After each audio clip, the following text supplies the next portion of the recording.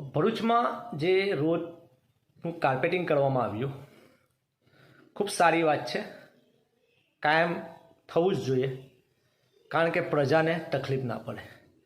હવે પાંચબત્તીથી લઈને મહમ્મદપુરા સુધી કાર્પેટિંગ કર્યું, ત્યારબાદ બંબાખાનાથી લઈને મહમ્મદપુરા સુધી કાર્પેટિંગ થયું, ત્યારબાદ બાયપાસથી લઈને મહમ્મદપુરા સુધી કાર્પેટિંગ થયું.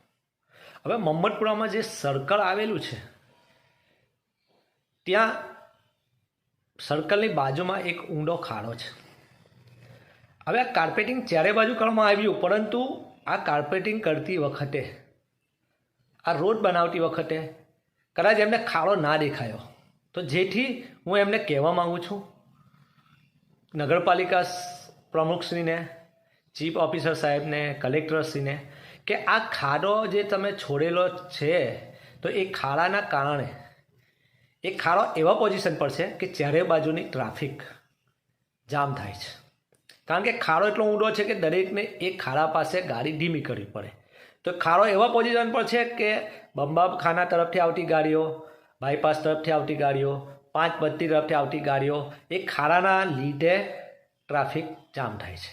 તો મારી નમ્ર અપીલ છે કે તાત્કાલિક ધોરણે આ ખાડો પૂરવામાં આવે.